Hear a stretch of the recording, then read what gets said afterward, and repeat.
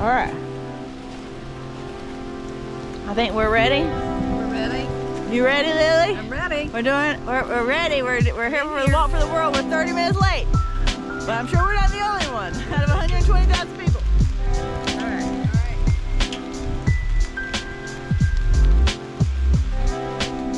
All right. Get you some warm drink. Oh God, that's good. That is perfect. Right on time. And let me get this fire started. Oh God, that's good. All right, and I got some snacks for us. All right.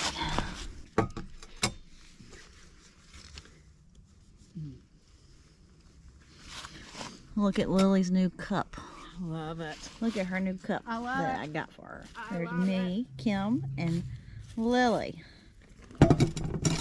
And I would fight a bear for her, for my sister. Not a grizzly bear or a brown bear or a panda bear, but maybe like a Care Bear. I fight one of them sons of bitches for you, Lily.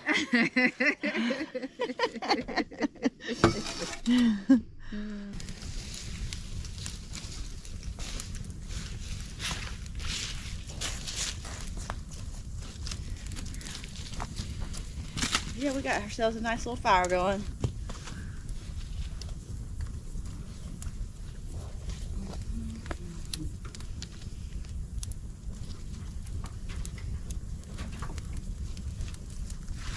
Put this on top just to keep it from sparking too much.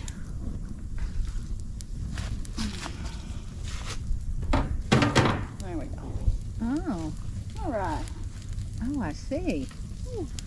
Wow. Yeah, don't touch it though. Don't try to pick it up with your fingers. No, no. No. All right, we do like a little snack of an orange and pecans and chocolate. Uh-huh. All right. Let's see.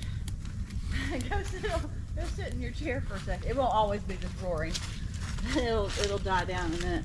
I just want to see what it's looking like. You were definitely consumed by the fire.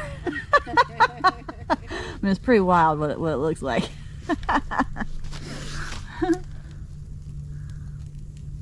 Is it good? Oh yeah, it totally is. It's just you're literally like in the fire, so you're kind of consumed by it. Well, that's good. Burning off all the old shit. That's good. Burn it away. Burn it away. All right, I brought some napkins. I need a piece of paper with a pen and write something down, burn it. Oh, I'm sure I know I got pen and paper. All right. Pen and paper. I think we can actually probably safely take this lid off now. It's not sparking a bunch anymore. Oh, and then I can feed it.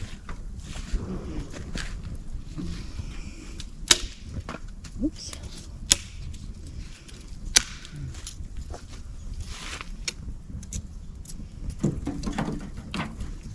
Gosh, I'm glad I shared all that with you, Kim. I'm glad you did too. Because, yeah, that one's one you've been carrying around for a while. For a while. But I get it because I had the same, similar doubts when, when I was a kid. Yeah. In my heart, I understood God to be one thing, but then I was shown a different picture that didn't match what my heart knew. Yeah. And it sent me into a spiral of confusion for a decade. Right. And there was at some point, like in my healing touch journey, where I was having a lot of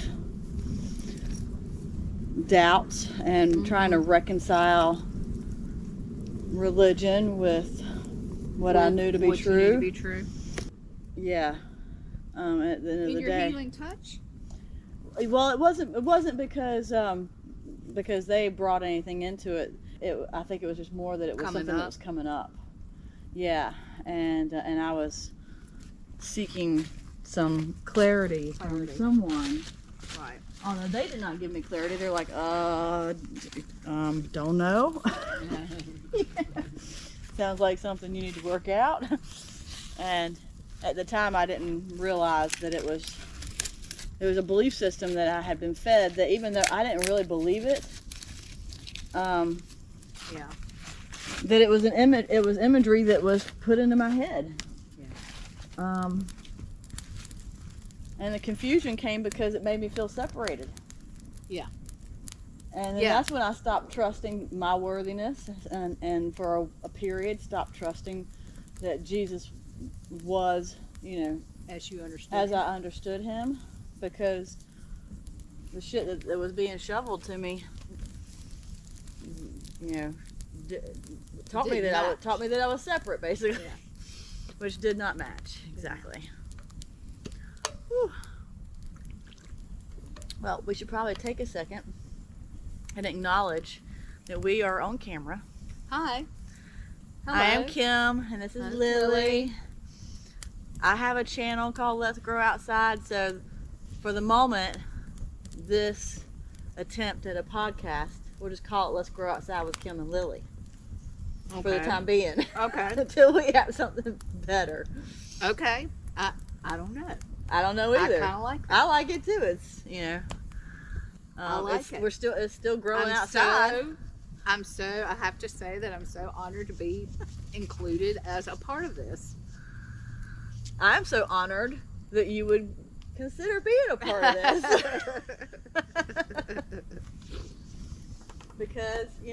Because honestly, when you first started and I subscribed and it popped up on my thing, I was with a client and I was so in awe and honestly kind of jealous that you were doing it, and I was like, no, you're leaving me behind. Clearly I am not. I gotta catch up. And then when you asked me, I was like, oh, okay, well that explains all that feeling. You were supposed to be getting ready to join in. Must have been. And it's not clear yet, but except we're just gonna, we have a way of when we get together, the conversations just get really deep and really meaningful, and promote growth in both of us. Mm-hmm. So, and we'd like to share that, and we want to share it with others, because in our conversations, I think we both walk away with, oh, that might be helpful for someone else. Yeah. When we're together, I remember that we are in a glorious time, even if the outside world doesn't seem as if that is the truth. Yeah. Well, because the outside world is not really the truth. It's a projection of our collective pain.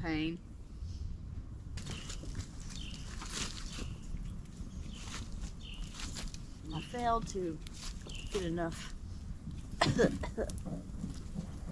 to do this. Get some good kindling under there. Heartwood kindling that will last.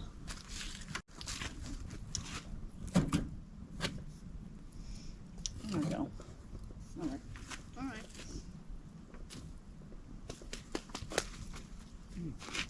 Those pecans are good. I love my friggin' pecans. All right, and I also brought, where'd it go? What the hell happened to the chocolate? Where'd it go? Oh, here it is. And chocolate. Trader Joe's chocolate. Oh, that's the best. Dark chocolate. Oh, love Trader Joe's. There's you a half. Thank you.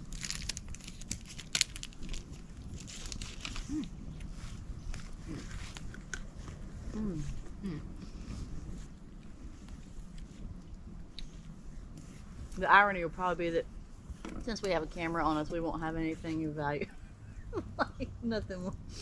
We won't have any good conversation. I don't know. It's turned out to be such a beautiful day. Well, I think the fire and this day just kind of symbolizes, like you said earlier, the end of the year. The burning off The of burning the old. off of the old. Yep. Because, All right, like what we want to release. yeah. And also give our thanks for. Mm-hmm. Mm-hmm. Because, you know, whether it was a good year or a bad year, a productive year or a backwards year, either way, you had to work hard to get through it. Mm-hmm. And, you know, we should definitely honor that work. That work. Yeah. And how far we've come through our process Yeah. in that year. Yeah. Wow. That was weird. I just saw something else. What is that bird doing? He's flying up underneath the awning. You got a nest up under there?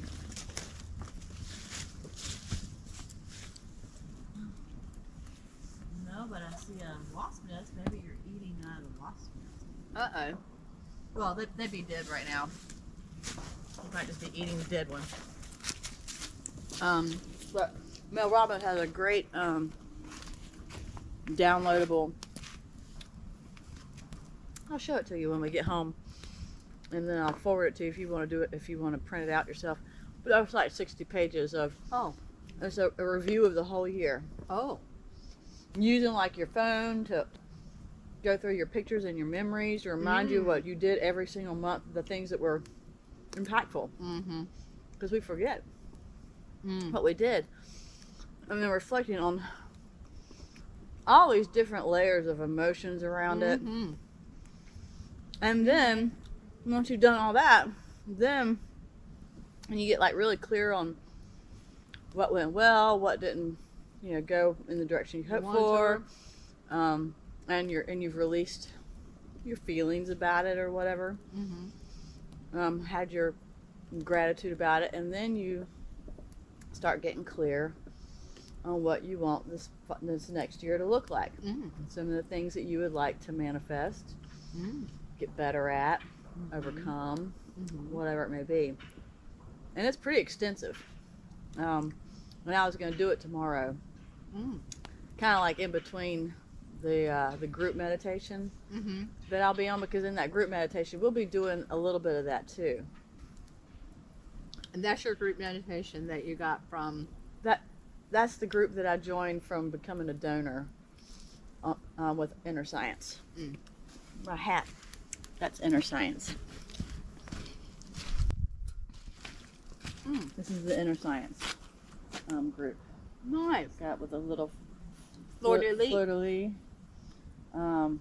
Which is, I had no idea how spiritual of a symbol that is. It's a symbolization in a lot of cards, among other things. But the fleur-de-lis is about opening your heart. It's the heart opening. And the Inner Science, this is the quantum field. That's what I saw in my meditation today. Is it now? I have. Yeah, That just made me remember. what I saw in my meditation today. See, the quantum field and the fleur-de-lis. That's Anyway. exactly what I saw. I had an interesting visual today that I was not anticipating. When we got to the pineal gland is always a challenge for me. Interestingly, I've come to the conclusion that what I see now is nothing compared to what I will be able to down the road. When I got to the pineal gland part of the walking meditation, interestingly, I felt my crown open up and it started tingling and getting warm. I don't know if it was in anticipation of getting there, or I don't know what that was. When it was time to start transitioning from the 6th to the 7th, these images of pyramids kept coming into my head, into my mind, and were like just sitting at the top of my head. Huh. And like this, the blessing of the energy centers, the symbols one, that's not a symbol that I've assigned anything. So it's just very weird now that it feels like now that needs to be my new symbol for the 7th chakra. But that was really interesting because it felt like I was like, it was almost like a satellite. It was weird. It was or not really a satellite, but an emitter. Like even though this, you know, that's interesting. I perceive the 7th chakra as like where I receive the light. But it only makes sense that you would emit it too. Well, sure. It was a strange sensation and perception of it. The dang fire's starting to go out. So I had an experience. You had an experience? I had an experience. Like over the holiday. Okay. Where I was watching TV, a Christmas show, and this holiday season has been intentional for me about having a new experience with the season. Yeah. Because the last few years have been just a hard Christmases for one reason or the other. Yeah. And around, you know, around family and family tradition and old family stories. And so I have been doing Kyle Gray's Kundalini meditations. One of which is an arc line meditation, and it clears your arc line, and it clears What's your arc line? I'm gonna mess it up. It's not the chakras, but it is around the chakras, the electromagnetic field, and and you clear it of the meditation clears it of old stories, old institutions. It's designed to do that. So that's been something I have been doing along with a self-love Kundalini meditation that he does in conjunction. So I've been clearing those old stories. So then fast forward, I had this happening with my mom, and it's happened maybe 4 or 5 times since her death that she has come in and had a full-blown conversation. Now, it's not necessarily a conversation like we're having. It's not necessarily audible, but it's information. Yeah. And it came in, and it's kind of a surreal experience where time slows down is what it kind of feels like. Time slows down, and you're in this moment, and you're kind of watching yourself, but you're in the moment. And I had a moment that was like, okay, pay attention. Like, don't get emotional. Pay attention, because there was a lot of things that had to coincide to allow this moment to happen. And she very distinctly said, this is your life. Live it the way you want to live it, not the way you think that, or that the old memories have taught you to live it. Yeah. Old traditions. Old traditions. Old paradigms. Old paradigms. Would you even think that was so great about my life and the things that I did? You don't have to do the same things. Nor are you designed to do the same things. You're designed to do different things. And go do them. Yeah. like, and the beautiful thing about it is that was not a memory, you know. Yeah. It's not like we'll have memories of the past, like memories of the past, and that will lead them into maybe an experience with their loved one that has transitioned. This is in real time. Yeah, while you're just watching TV. While you're just watching television, while, you know, whatever I was watching on TV obviously put me in a mind frame to receive it, and it was totally unexpected. Yeah. And gave me a lot of peace. It was like she gave me permission. Yeah. Like, wow, that was a gift. And I went on to have a wonderful Christmas and do it my own way. Yeah. And have my own. Start creating your own tradition. Starting creating my own tradition, like living in the woods on the last full day of the year and doing a walking meditation. We might need to make this an annual tradition. Absolutely. Absolutely. And going to the solstice. And the beauty of that was that we were walking a labyrinth behind a Baptist church. Yeah. Did not. And facilitated by clearly a witch. I don't know if she was. I don't know if she was either. But a medicine woman. A medicine woman, definitely. You know, and she had a very diverse background. She did. And like, you know, the fact that, you know, and she even said that, what was her name? Sherlyn. She even said, you know, there were some very brave people that allowed me to come do this. Yeah. And that gave very me open-minded people. Great hope in that there are people. And this is how I went to a wedding and met a lot of ladies that I was thinking I was meeting for the first time, but knew from somewhere else. Or knew that we had connections before. And one lady. Hey, Lily. Hello. One lady that was sitting across from me was a person that worked in a Methodist church.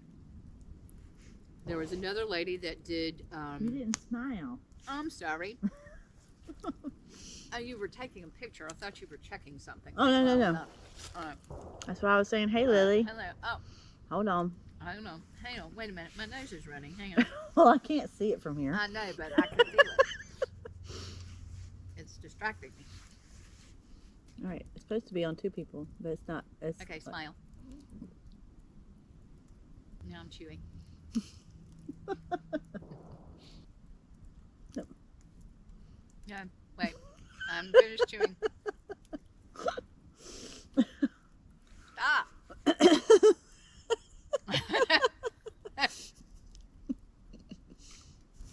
Hopefully that one did it. But I was talking to people and the person that does Qigong, and she does medical Qigong, was saying, like, you know, Christianity is a lovely,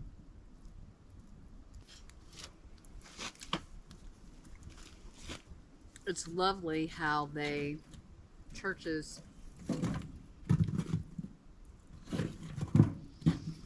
have community. Yeah. And each other. And it's a lovely way of being. Yeah. But it's not the only way. Right. And then the lady across from me said, you know, I work for a church and she's a communications director of the church, which is a pretty big job. I bet. And she says, but I have 2 or 3 people on my staff that are what you call woo-woo. Okay. And you know, she says, I love that you could be in that setting, be an integral part of a church. Yeah. And still explore Reiki. And yeah, well, that's what I loved about the Unity Church, was that the Unity Church was very much that way. My very first time in the Unity Church was for school, actually, because I was in at Wake Tech. I was like 21, 20, or 22, 23, and I had signed up for a world religion class. Yeah. And the world religion class required us to go to a church of a different denomination or belief system or whatever. Just go to one you've never been to before, and then basically report back from it. And I went to the Unity Church because Renee's mom was with the Unity Church. I remember. So I felt like it was probably a good fit, and it definitely was. And then, but what was really cool about it was the day that I chose to go, they were having a a Buddhist priest. Oh. That came to speak. And don't let me eat all this. Well, I brought him to eat, so that's okay. But a Buddhist priest was there, really just talking about the ways in which we're alike, and the aspects of our two very different religions that are the same. The same. And that, and how God came to different peoples at different times in different ways through different masters. And through highly enlightened, evolved sons of God. And daughters. Yes. Children of God. Children of God. We're children of God. Every single one of us. And it's funny to say that, because that's what I heard in my meditation. Is it? Today. That we're all children of God. And it does not matter what you call it.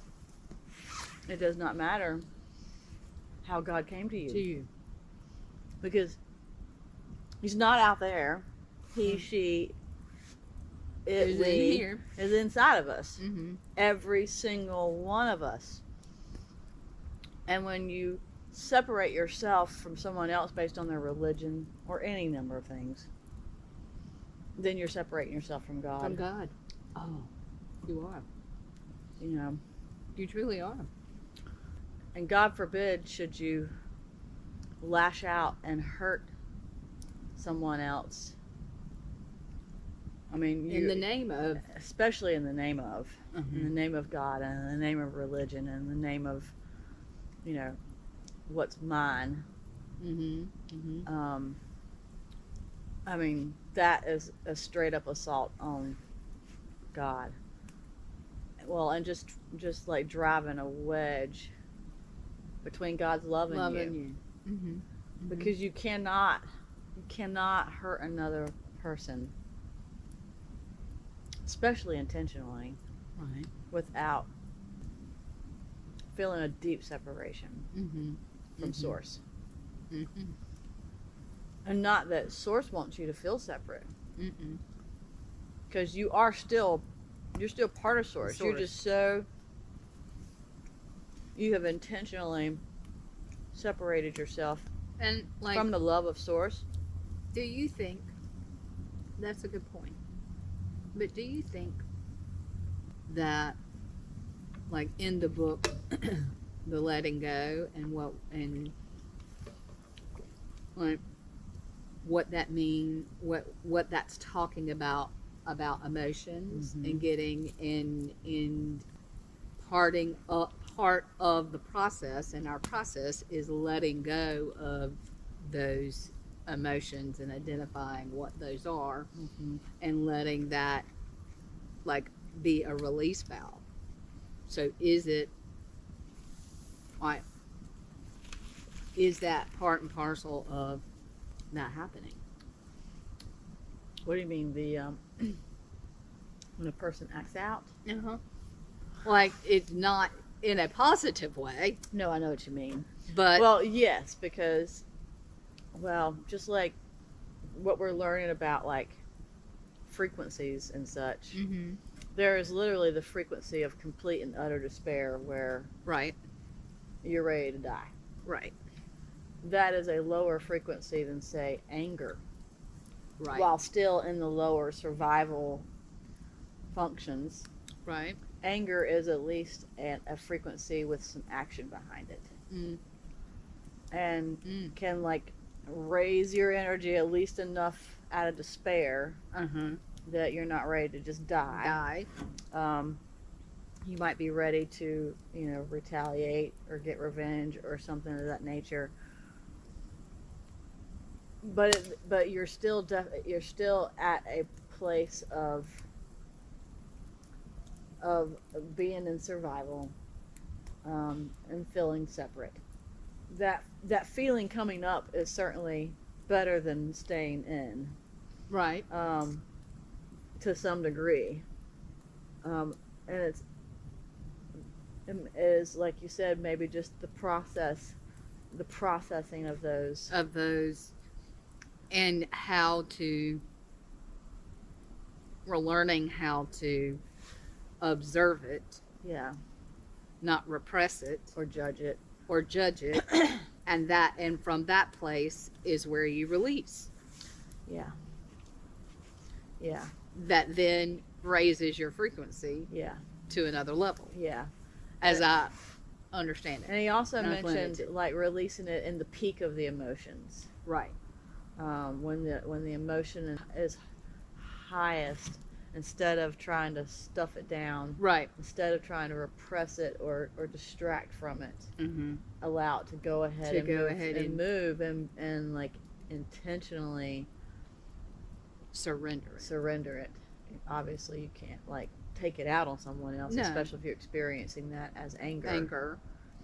But you can express and feel anger without there being another person that you have to take it out on. Attacking. Yeah. And that's one thing. And that's displacing right the energy onto somebody else. Instead of allowing it to come up in yourself. Not take it out on anybody, including yourself. But the body's instinct is to get control in that experience. In that experience. Yeah. Which is, I think that's part of what we're learning to overcome is our body. Our body's natural survival instincts. And, when Jesus was on the cross, he had to have been in some really amazing meditative states to have been able to stay on that cross as long as he did, and then pray for his attackers and ask God to forgive them because they did not know what they were doing. They know not what they do. That is the profundity of it, is that they don't realize that they're separating themselves. It's true. And they don't know that they're murdering themselves. Yeah. Themselves. Yeah. I've experienced that. Yeah. And he was pretty committed to turning the other cheek and forgiving those that did not know what they were doing. Yeah, I had an interesting moment at the very end of the meditation. I'm standing up there, I'm holding on to my post, and at one point I went to go open my arms up, and I hit like a little twig of a tree that was standing right beside me. I didn't even know it was there, and it was like startled me. I was like, ah, and the light's just shining in my eyes so bright that I can't see anything. Everything is like fuzzied out, and I just had this a weird image of myself. And of course, it was a moment where I was feeling like bliss, and I was crying in the bliss of it. And then I had that moment, I was like, ah, it scared me. And then I laughed and opened my eyes, and I saw, I couldn't see anything, but light was just blinding me. And so I grabbed a hold of the tree, and it was literally no wider than this, so it was just kind of shaky. And I had this like image of myself with my staff in my hand. I was a man. I was a man. I had a staff in my hand. I was old. I was in robes. My post was my fucking crucifix, and I was joyfully carrying it. It was the damnedest thing. And I had this experience of, Whoa. I'm going with Jesus. I'm going to me. I'm going to be crucified with Jesus, so I'm okay. You know, it was a weird experience. Wow. I didn't like. Wow. I don't know what it was. Wow. Well, after the conversations that we just had previously, I know. that was like, wow. I don't know what it was or who I was or. I don't know, but it was just this spontaneous experience of me having my staff in one hand and carrying my own cross with the other. And I was happily doing it. Wow. Yeah, it was the damnedest thing. I don't know. That's amazing. In fact, I hadn't really recalled it again until we were just talking and you know, just like I don't know what the pyramid at the top of my head meant, what that was all about. All right, you're getting a little dull over here. I know. You need more. You need more food. You need some more food. Oh, that's pretty. Ooh, that's pretty. Let me go get some more food. Let's do that. Let me help you.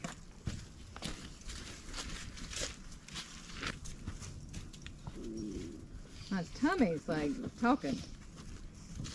All right, put the stick up underneath on the grate. Stick it on the grate, or actually long ways. There you go. You got more? Put them all across the grate like that.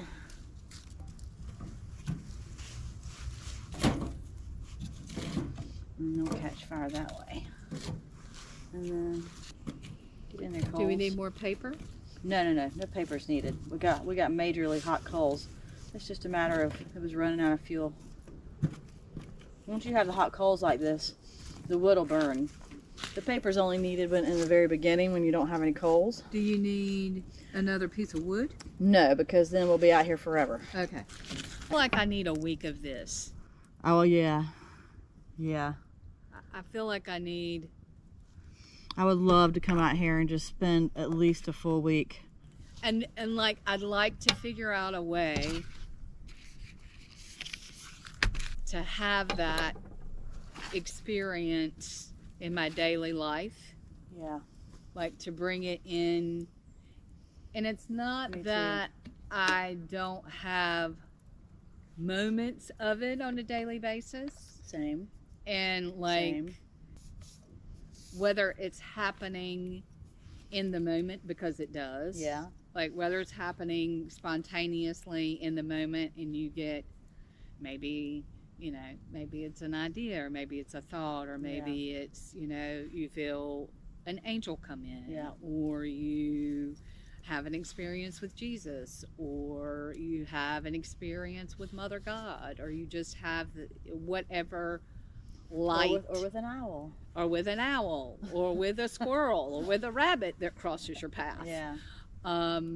Where it's more intentional, where you get in your car and you do your audiobook, whatever that audiobook is. Happens to me a lot in the car. In the car, it's almost like I feel like I do a lot of driving meditation because I do too. Listen to music intentionally. Yeah.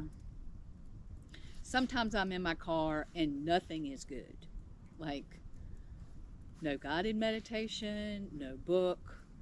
I'm in my car, just silence with me and my maker. Yep.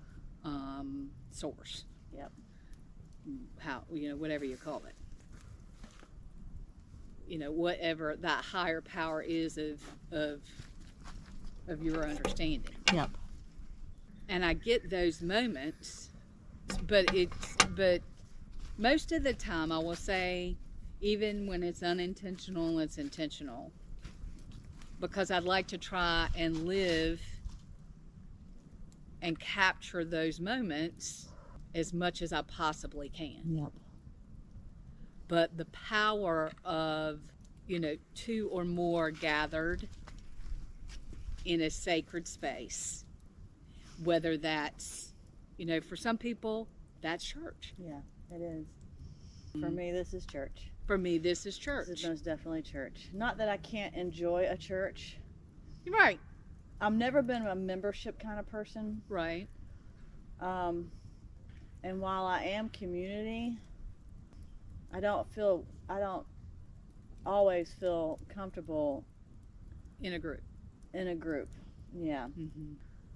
I mean, you know, my ideal community is one where somehow, some way, we all, a whole bunch of us buy up all this land around here, and we build an amazing community farm where we all farm it, we all tend it, and we all help each other and build for each other. And you have a specialty, and they have a specialty, and they have a specialty, and we all like come together as a community and care for our community.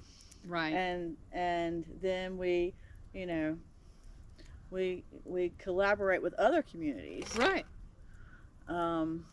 It's a to shared, bring in what we need. It's a shared space. Yeah, and to continue to grow, and we do that in like the spirit of. I mean, I think that's where we're going. I think that that society has hit like a tipping point, and that more people are craving community than are not. Yeah. And that community can look many different ways. It can look like a whole bunch of different stuff.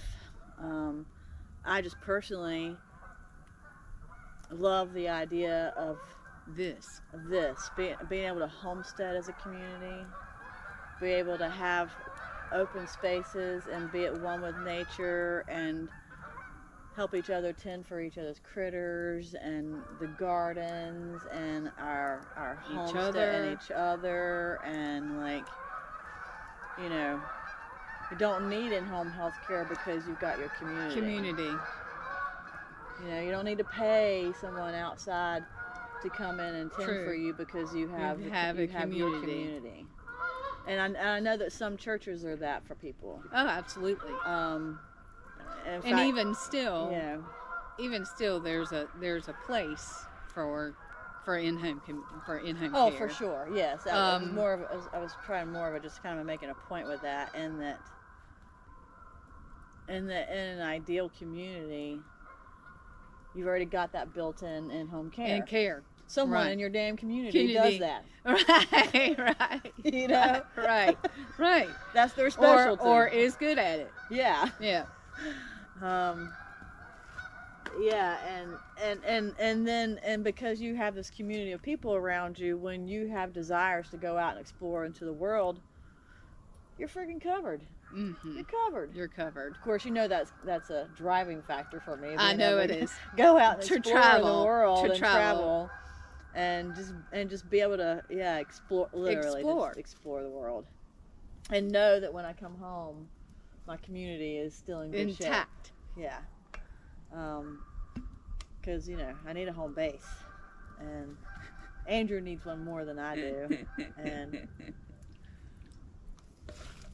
he does. He does. He does. He's the primary reason why we're still on the ground. Still on the ground. I would do a lot of things to just like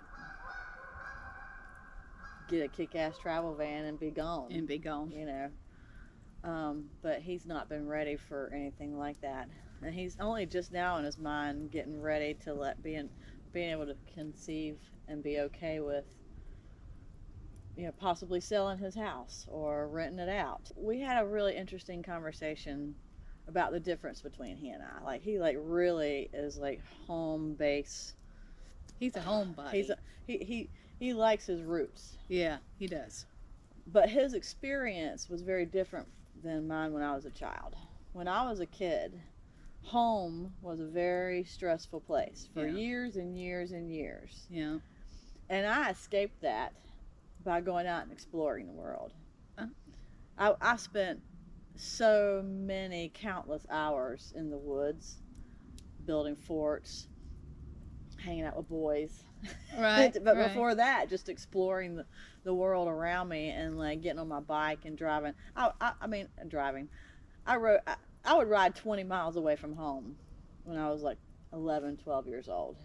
And I don't know how I've known you this long and not known that about you. yeah, I was gone from the time the sun got up to the time it went to bed. But it was for several years it was to escape what was happening at home. And then like for survival reasons, Right. got to get the fuck out of there. But then after that, as a teenager, home still wasn't great. It wasn't as unstable as it had been. It wasn't, there wasn't, crazy shit going on, but there was a lot of disconnection. Mm-hmm. There wasn't a lot of connection to home. Sought it, I guess, outside of home, and I found it outside of home. But I had never put two and two together with the fact that until I bought my house, which I bought it for Joshua. It was for Joshua, because I wanted him to have a stable home, for him to go to the same school year after year, have that sense of stability in his life. Because up until that point, until I was 40, I had moved every 2 to 3 years consistently, my entire life, my entire adult life. Mm-hmm. And I love to move because I fucking love to go through all of my shit. Me too. And clear it out. There's something about it. Oh my God, There is something I about. love it. There is something about it, and to that point, It's so fucking refreshing. like in the last 4 years, when I left my ex, and I cleared it all out, and I didn't take anything that could fit in like a 5x7. All right, we need some more woods. And now that I have like been through that journey and gotten on my feet, and I'm thinking about planting some more roots, Yeah. and I had this opportunity to get like a table and a hutch and a couches at a really great price. I had to get a bigger storage unit. Yeah. Oh my God, that created anxiety. Get your phone and go find some sticks. Because it's not going to be sufficient. Okay, hang on. I let it go. I totally screwed up. That's a big stick. Life happens. You get distracted. You do. And then the dang fire goes out. All right. That is so symbolic. I know. Dang fire goes out. That is so symbolic. The minute that you friggin' get distracted. This is a good point. This is a good point. All right. Let's hope we were talking loud enough for the good points. That's a good point. Okay, so we're going to repeat it. When you get distracted, The dang fire goes the out. fire goes out. Before you know it, you don't even Before you know realize it, it. You're all distracted. You're all distracted. And then the damn fire goes And out. then the fire goes and out. then you're stuck searching for friggin' sticks in the middle in the dark. And you're like, oh, if I'd only not gotten distracted, I'd have been prepared. But the good news is there's enough there to get it going again. to get it going again. Yep.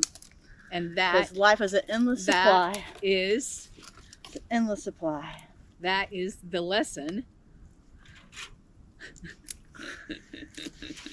Gotta blow on a little. Woo, we gotta give it some air. Give it You some might space. have to work a little bit. You gotta work a little bit, but look at that. Look at that. Here we go. Here's another stick. Oh, we got that's Nope, right. Yep. That one right there is a good stick in there. That's That's good. good hardwood. Hang on one second. Let me lift this up real fast so you can get it under the wood. Like, put it right in there. Oh, yeah. Yeah. And so, There we go. look at there. All right. Look at that. Beautiful. Didn't take. We got another 10 minutes. All we got. All we needed was a little teamwork. You know, I didn't even think to bring a damn light out here. Although I'm pretty sure I got one in the tent.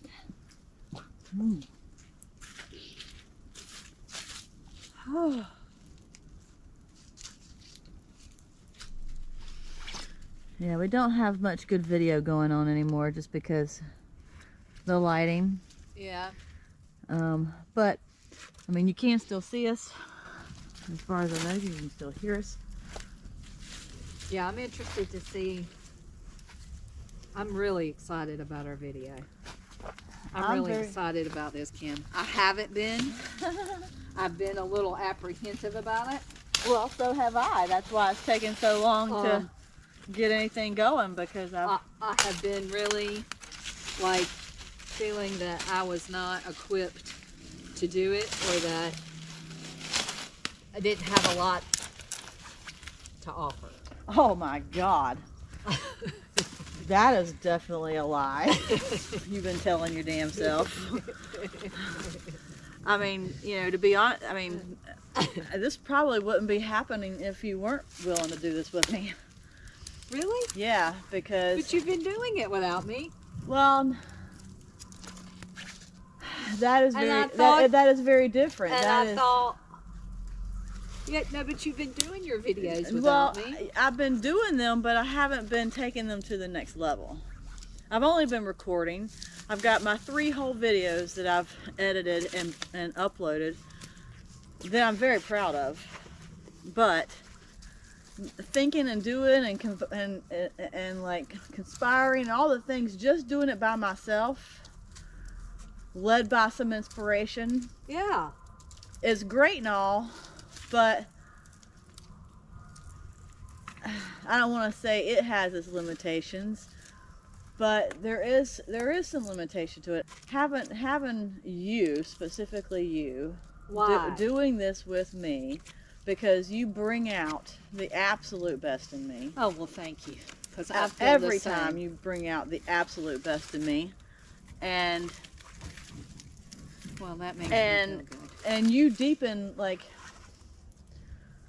my understanding of all of it. I'm having a hard time with this freaking stick. Well, it might be because it's green or something. Oh, it's very pliable. If it's super pliable, it's because it's not dry enough. But I think you're like wrestling with it over there. Wrestling with it. Like, damn, this damn thing. All right, I'm done with you. I'm done with you. So yeah, see? But I feel like, you know, I've got plenty to say, sure, you know, but when I'm with you, I have a lot more to say. Okay. You know, and I'll take that. Thank you. And we feed off each other. We feed off of each other, and that's a weird saying. And there's a level of accountability when there's another person involved. This is true. That I still struggle with myself.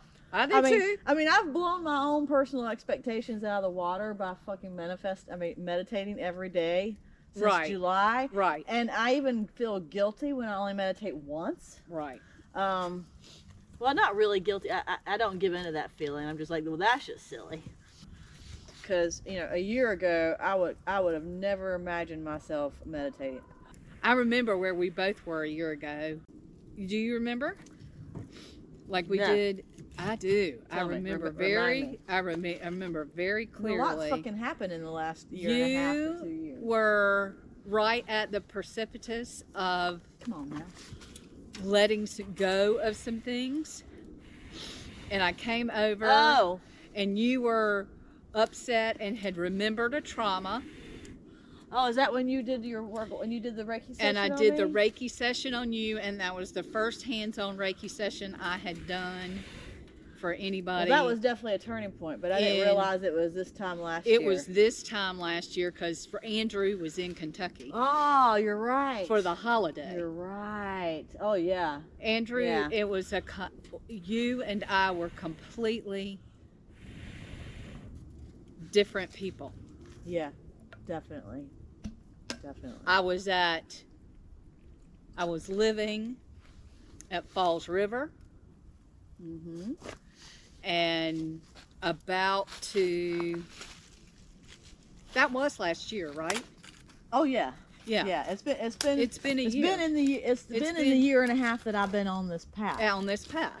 Yeah. And every part of the path has been so significant. And I feel like so much has happened. Self-awareness and realization and release and all of it. And like daily commitment. Yeah. Every day. I have not gone a single day since May of 22 of not. That's amazing. Committing to this path of self-awareness and enlightenment. Mm-hmm. Because I have just finally realized that the only reason why I'm experiencing any unhappiness in my life is because I keep moving away from that. Right. You know, I have found that enlightenment multiple times in my adult life. Right. And every time gotten too complacent. And it's not as if I didn't have to do anything else. Exactly. I was done with whatever that exercise was. So just happiness is here forever. Happiness, and I don't have to do anything else. No. Let's say that better. No. It is literally every day for the rest of your life. And the thing about it is, it's not something you put on a list and check off. No, because it can be accomplished in many different ways every day. It's not a chore. And it's not even an accomplishment. It's a way of being. It is a way of. It's being. It is the absolute best way of being. Because when you commit to that every day, then you remember who you are every day, and then it gains momentum. Yeah, and the remembering who you are is so soothing. It is, and brings you so much fucking peace. Yes. And a place where you can actually feel love for yourself. And whatever you're feeling, you can feel whatever you're feeling, and that's okay too. Well, because you know that when you're doing the work every single day, you know that those any negative or what you would consider negative feelings, they are just feelings. They are just thoughts and feelings. And they're fleeting. They are fleeting. And they are not always a true representation. What I find is that, I think it's really amazing that you cry every time you meditate. Well, I don't cry every time I meditate, although that is my goal. But most of the time, every time I've walking meditated, I have. When I go, sometimes I resist meditating because I'm thinking, okay, this is going to be an emotional meditation. This is going to be an emotional meditation, and I resist it. I think that's what's happening to me when I'm falling asleep sitting up, is that I'm resisting as well. Well, and that resistance is normal. And let it come up and just let it be what it is. And then I'm like, okay. But then I go ahead and meditate, and then if I cry during my meditation, it's not. Sometimes it is. Sometimes it is a deep release of something. And sometimes if I can get to the point where I'm in my meditation and really lean into it, then it flows like water.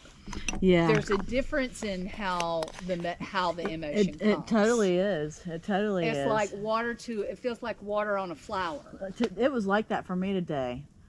I've been having a lot of uneventful meditations. Me too. Uneventful, uninspiring. Like, I fell asleep. I just blew right past the fucking door and numbed out. That's what I did in the meditation. Right. They're not wrong. No. But in my mind, it was like a bad meditation. Right. Or my body just would not settle down, man. Yeah. The friggin' itches and all the itches. Oh, or my foot goes to sleep. Oh yeah. Or my hip. Or my back. Oh yeah. And then it's like, and then I remember, those are just releases. Yeah, yeah, just the old programming running in your body, not yet in a state of homeostasis. You're not there yet. Yeah. And that happened to me out here when we first started. My back was hurting me when we first started, just standing there. But then about, I guess, halfway through the meditation, we got all up in our heart. Mm-hmm. And I've noticed that once I get to that point, all the pain leaves my body. Leaves your body. And then, and I can now like be aware of the pain has left my body whilst remaining in that sate. Yeah. Versus getting distracted by the fact, I don't have any pain in my body. Oh, there's the pain again. You know? Yeah. Because there's this fine balance of, you're aware, but you're not connected to it. Or attached to it, I guess is a better word. Yeah, attached is a good word.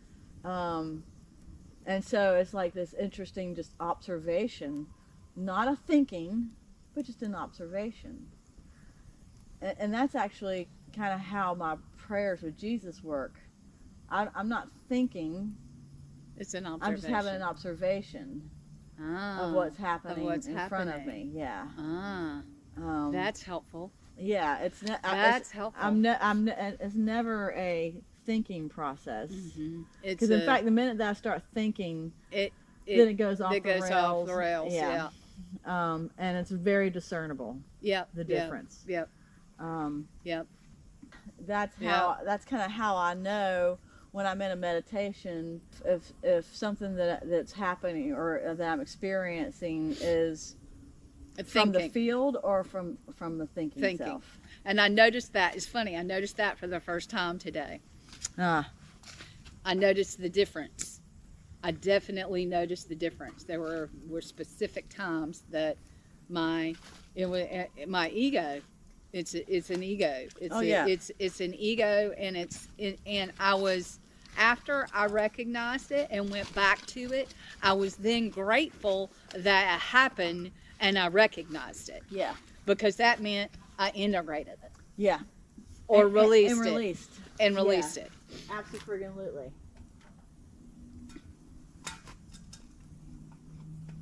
Oh yeah. That friggin' walking meditation.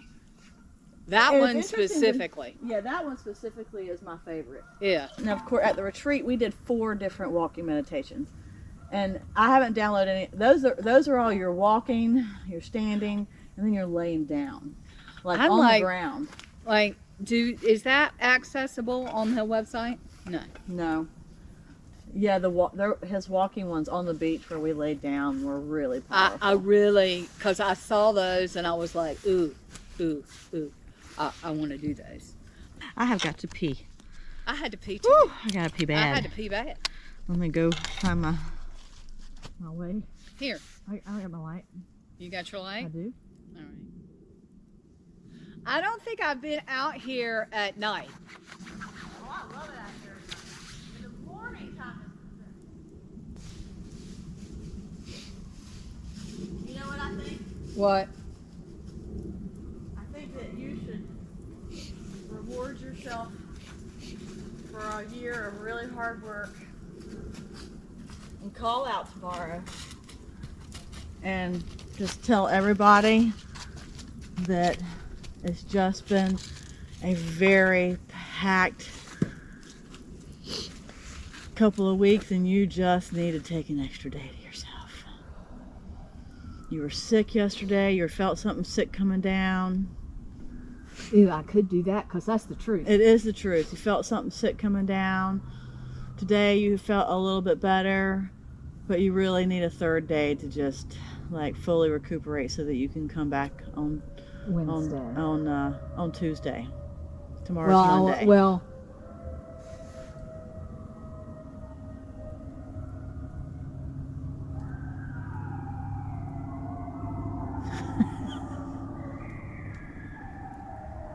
There's something over there.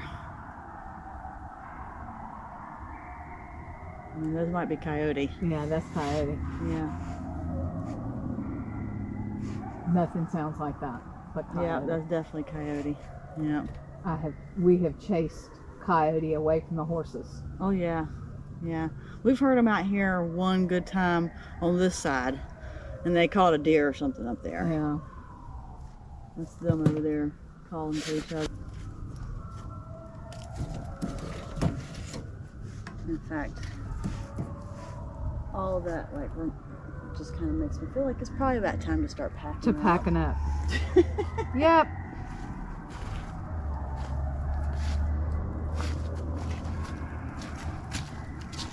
Yep. Oops, shit. Yep. Yep. Yep. Because if they're over there, I don't want them coming over here. Well, they are a long way from us. And they've got something they're working on over there. So we're good. But we're going to say goodnight for now because we got coyotes in the distance. Bye-bye. I'm sure you heard that. Peace out. All right, we're in testing mode. Okay. Oh, we can even see ourselves. We can. Hello. Hello. Hello. Testing 1, 2, 3.